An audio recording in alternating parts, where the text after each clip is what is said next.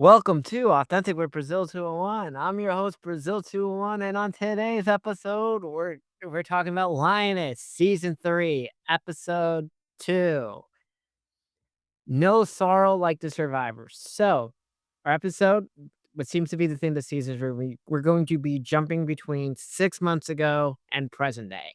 And the good thing about this episode is we learned exactly what quote unquote present day or relatively what time it is. So, the 6 months ago timeline, it is March 2024, which is important information to know because people have always been wondering what presidency are we under?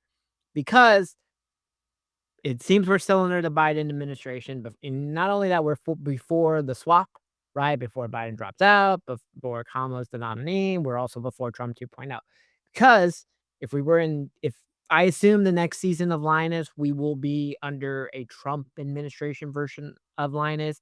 And I assume in that version, Pete Hegseth will not allow Nicole Kidman to be running a super secret spy program for the US government. That's so if Nicole Kidman is written off the show in season 4, which I really doubt because the show really needs the whole dynamic of Nicole Kidman, Morgan Freeman, and Zoe Saldana. And also, what's interesting is that I feel like in real life, our first woman president will be like the Nicole Kidman character in Lioness. It has to be a strong, powerful, hot white woman who like you believe will murder people. It can't be this happy, positive bullshit or a woman who can't speak like Kamala or AOC. Sorry, just the facts of the matter of this. But we're in present day timeline. Um, Joe is stripped naked by the Russian spies that kidnapped her in broad daylight in Richmond, Virginia at fucking 7:30 in the morning. They strip her naked and they're like, "Where's the tracker? Where's the tracker? You're a spy. You're the spy. Where's the tracker?" And she's like, "We don't do that here. Trackers flag at airports." And then he's like, "Spies don't take regular airports." And before he puts the gloves in and he was about to, like, search her vagina and shit, she's like, "The tracker's in my big toe left foot." And they do it, boom. Then the Lioness team is there too late, okay? It's too late, and it's upsetting.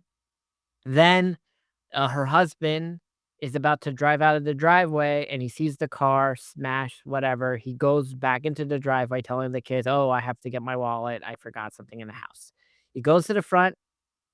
He talks to Nicole Kidman. Nicole Kidman says, "Calm down, okay? We will have this conversation at a later date. She's alive. For now, okay? You need to go." And then she's like, "There'll be FBI agents at your daughter's school. There'll be an FBI agent with you or what and blah, blah, blah." Okay, so that's what happens. We flash forward to 6 months ago to the incident where Joe, killed the 2, Belarus people pretending to be state police. Nicole Kidman comes in, and she's talking to Joe because Joe's still scared. The Lioness team comes in pretending to be FBI agents, and they're like, "There's definitely more. There's definitely a driver. There's definitely a spotter." They go in the back. They see a spotter on the roof. They begin to do that.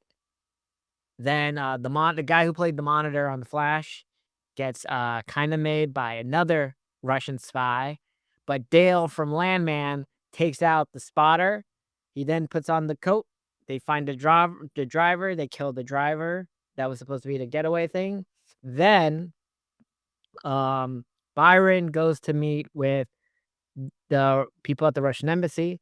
The Russian embassy is like, we took our man. We know who she is and all of this. And how about we do a trade? We have your Wall Street reporter. We have Marine. What trade do you want? And then Byron's like, we have your 5 people. 2 are alive. 3 are dead. It's good to finally have the date that we're in March of 2024. The Lioness team takes Joe's family to not a black, a safe house. Okay. Oh, also, there's a hot lesbian sex scene in a bathtub with, Cruz. God, can I just say Lasla the Olivia is so beautiful. Actually, all the women in this show are beautiful, like Genesis, Lasla, all so hot, okay?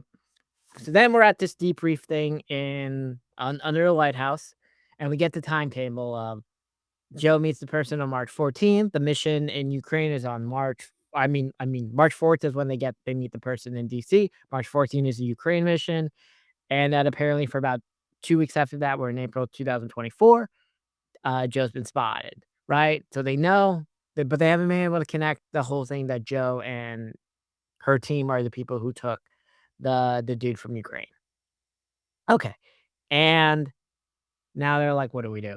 And, Morgan Freeman and some person from the secretary, I don't know who this woman was supposed to be a part of the Biden administration. I don't remember who would be here in this. Like, I have no idea who this, like, federal government person that was in there.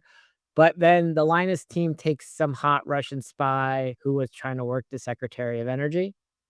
Okay, and they kidnap her, and Joe has to have the conversation with the husband about everything. I gotta say, I really like Linus's found family element because you buy the team really works together and that they're a family, and these are the most elite spies we've ever had. Okay? It's so fucking good.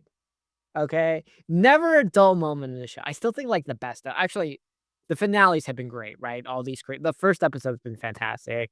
The second episode is good. And then there's that episode where Joe gets shot and she almost, like, dies on the plane and all of it and all the situation. You can tell, like, Linus really is Sheridan's, like, favorite show. I thought Landman was, but it's clear, like, Linus is his love child, right?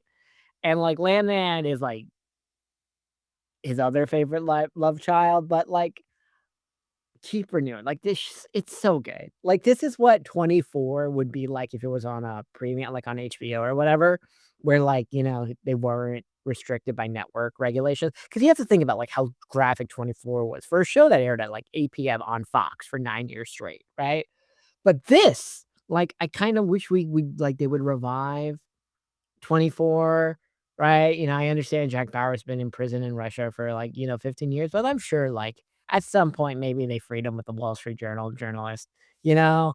And we get, like, a real graphic modern, Jack Bauer. Or, you know what? Cast Kiefer Sutherland in Lioness season 4, okay? Make him join Joe's team. But then again, Joe is some person who has to vet all her teammates because Joe doesn't trust a lot of people.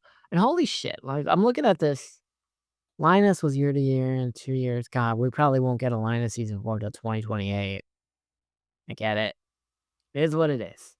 But either way, okay, another phenomenal episode, okay? I'm glad they didn't, like, rape Joe because that first opening 5 minutes is so uncomfortable where they're stripping her naked and all of it, and you think they're gonna, like, rape her, but, like, no, they're just looking for the tracker, but I think they kinda, like, search inside her vagina for the tracker and all of it because he's like, "I know the spots," and all of it.